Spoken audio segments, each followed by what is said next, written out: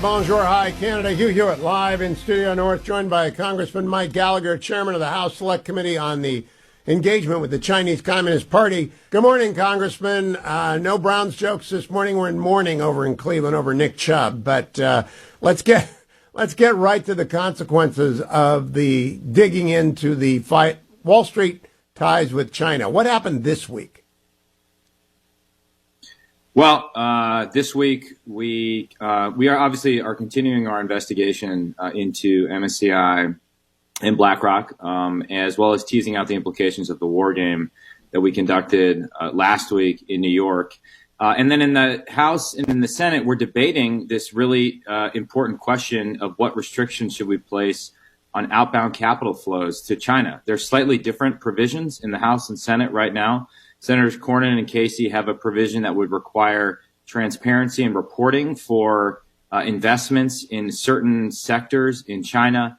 In the House, the Financial Services Committee just approved Andy Barr's bill. Andy Barr is also a member of my select committee on the CCP, which would impose sanctions, very aggressive sanctions, on the worst actors in China, companies like Huawei and AVIC, OFAC sanctions, very, very intense sanctions. I think these two approaches are actually complementary. They are not in competition. And I think it gives us an opportunity as the National Defense Authorization Act moves forward and as we conference it with the Senate to actually do meaningful legislation that will prevent Americans, prevent asset managers, prevent retirees from unwittingly or wittingly funding the Chinese Communist Party's massive military expansion and thereby subsidizing our own destruction in the process. Congressman, you mentioned Andy Barr. He's the good Andy. Andy Biggs is the anti-military Andy. Andy Biggs and Matt Rosendale and Dan Bishop and Ralph Norman and one other knucklehead, I can't remember, voted against the rule that would have funded the Department of Defense. You're very serious about defense. Top rate DOD on a continuing resolution? Well, we're certainly, we had a very long conference meeting yesterday in which we tried to make the case. And the other problem is it just puts us at such a disadvantage relative to the Senate, where the Democrats are in control and, of course, naturally favor non-defense spending priorities over defense spending priorities. So if we Republicans can't band together and pass what is fundamentally a conservative but smart defense bill, and it had a lot of policy riders we want, getting rid of woke programs in the Pentagon, tackling some other reform issues. If we can't band together and pass that out of the House, it puts us at a massive disadvantage in terms of our ability to negotiate with the Senate. And with a narrow majority, we have a very narrow majority in the House. Obviously, nobody's going to get 100% of what they want. For example, I wanted more money for multi-year appropriations for key missile systems that are relevant in order to prevent a PLA invasion of Taiwan. But that's something that we still need to work on. But the bottom line is, if we can't pass that, we effectively hand the leverage to Chuck Schumer.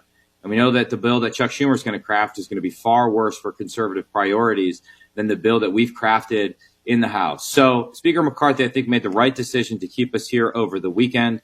I'm hoping that particularly if some members who were absent for various reasons are able to come back to D.C., perhaps the math will change and that we can keep voting until we pass something. But we got to send something over to the Senate. Otherwise, we're gonna be forced to consider something that is far less conservative in the days to come. Now, I know you will not speak for Congressman Norman or Matt Rosendale or Dan Bishop or the other two in the Knucklehead Caucus or the larger group of 15 who are screwing around with the entire budget process. I know you won't speak for them, but what do you think they need to focus on? Because I don't understand the interplay between the appropriations and the NDAA, and maybe if I did, they would.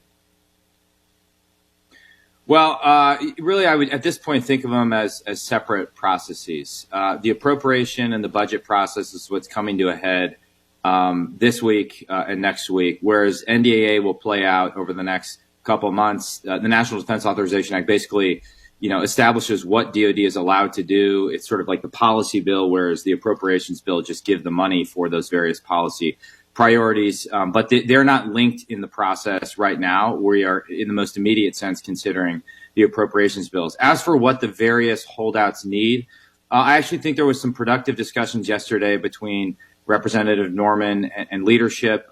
It was a discussion about the overall spending levels that would be in our bills. And so I think there was some positive progress made on that. And so I'm hoping, when next time we have something up for a vote today, the math changes a little bit. As for the other holdouts, I don't know. Obviously, some of them just fundamentally oppose Speaker McCarthy's position as Speaker, and I think want to provoke a fight over his speakership. So I'm actually not sure that there's any policy change or concession that could placate them and convince them to vote for a continuing resolution or an appropriations bill. I actually think it's about the broader speaker fight right now, in which case I'm just not sure how you get any of those members to yes. So that's the bad news, Hugh. But the good news, I don't think not everyone is that's a holdout right now is in that camp. Let me ask you about, I don't know what happens when you have the legislative equivalent of a suicide bomber in your caucus. But if they blow that up and bring in a motion to vacate, does the speaker lose his job and we end up with Speaker Hakeem Jeffries?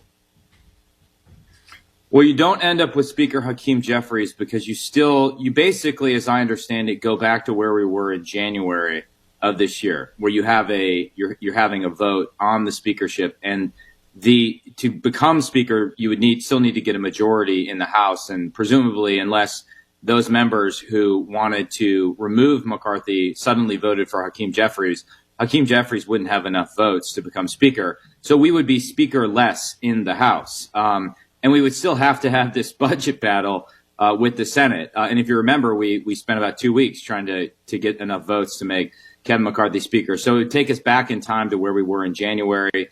We would lose all our momentum. And I would say this, obviously in divided government, we are going to struggle to advance and instantiate into law all of the conservative policy priorities that we want, right? Because the Senate is not going to go along with it. The president is going to veto a lot of it. And I understand the need to drive a hard bargain. And I do think we should use our majority, narrow though it is, to drive a hard bargain. But think about the massive impact that we have been able to have with control of the House in terms of basic oversight. Think of the massive impact that Comer has been able to have with his gavel on the Oversight Committee and all of the things that have come to light with respect to Hunter Biden and the corruption of the Biden family. I would submit our committee has been able to conduct effective oversight when it comes to the Chinese Communist Party and its corruption of various domestic institutions. All of that goes away if we go back to the chaos of January. All that momentum we have in terms of our investigation, in terms of our oversight, in terms of the pressure that we're putting on the Biden administration and our attempts to hold the Biden administration accountable, go away if we are suddenly thrust into a speaker fight and wasting weeks and weeks of time we don't have to do endless votes on a new speaker. And so I just don't understand the end game here, and I actually think it undermines our conservative.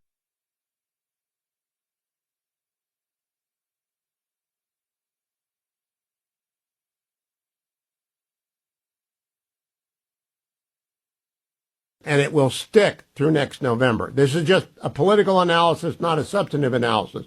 Everything you said about the reality of oversight is real and happened and everyone can count it.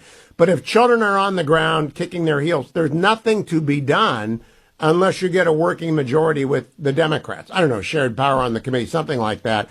There have got to be 10 Democrats who care about defense spending, isn't there? There are, but think about that, right? So if McCarthy was then forced to go to, let's say, the Democrats on the Problem Solvers Caucus, Josh Gottheimer and folks like that, who are reasonable. Well, of course, the deal he has to cut with them would be worse from a conservative perspective than if we were just able to stick together as a conservative caucus. So again, it's counterproductive to our overall priorities. And I think the Democrats would demand a very high price in that scenario. So I don't know, Hugh. We'll see what happens over the next 48 hours. We're going to keep voting on this stuff. And, I would say leadership is working in good faith with some members that didn't vote for the defense bill or the continuing resolution or have not yet indicated they support the continuing resolution. And so let's hope those negotiations continue and end up somewhat productive over the next 48 hours. Good luck with that, Chairman, because my belief is Beijing is laughing at us, and they are telling everyone up and down the Central Committee, look what happens when you turn away from authoritarianism and dictatorship. You end up with nothing. That's what these five knuckleheads are doing. Chairman Mike Gallagher of the China Select Committee, I appreciate your joining me. I'll be right back. America, don't go anywhere.